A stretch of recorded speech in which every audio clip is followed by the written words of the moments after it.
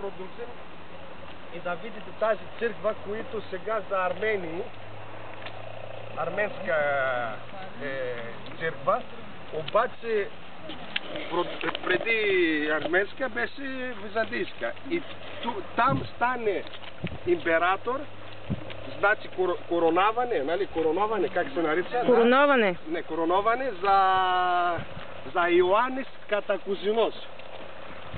Тук в Димотихо са рождени две императори и станаха две императори тук в Димотихо. Димотихо и Константинополи бяха както на тази време, както беше Америка, не Йорки, сега Нью Йорк, как се нарича Нью Йорк, нали? И Москва. Те бяха две по-важни градове тук на територия. Византийски време. И за това, който не може да стане император в Константинополи, дойде тук.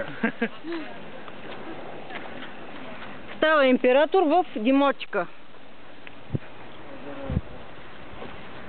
И това става, защото виждате, че беше много стратегично, много камъка, голяма камъка с много неща. Като виждате, тук пише, че това вече е армейски. Сега, нека да отидем да видите още едно парче, което казахме, че беше за вени и за други стари хора.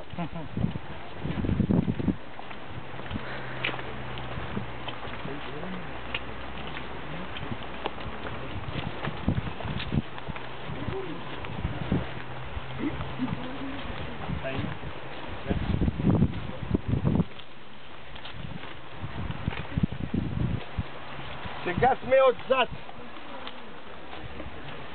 Виждате, че около има река, Продължаваме и виждаме пак река. Значи реката беше като роб тук, никой не може да дойде от тази страна. И от тази страна е физично, нормално, как се нарича, става като стена, без да правят нищо, защото е много високо. Ако ще отидете долу, ще видите отдолу колко високо е. Естествено защитено. Така, как? Естествено защитено. Естествено защитено. Тук ще видите едно парче, което казахме от тези къщи. Щом вие сте млади, ще можете да ще отидем там. Айде. Бавно, бавно. Бавно.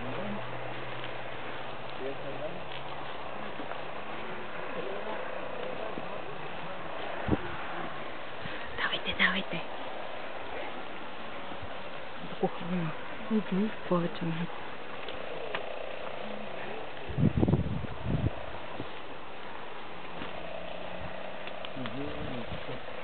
От тук ще видите много такива дупки, които като виждате събираха водата.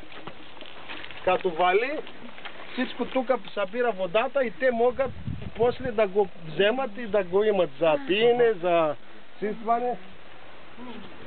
Това е тук, е част от амфори. Част тук, които ще виждате, дупки. И дупки тук събираха водата, вътре в амфори, за да могат да го имат. Като вали. Без търбин, без нищо. Без цена, свободно всичко.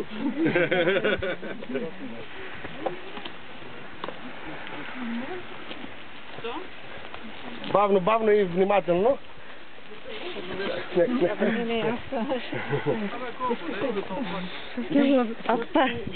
Браво.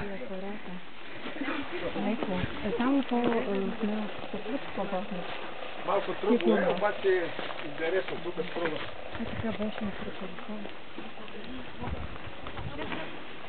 Пак виждате тук, че има канали, малки канали, които...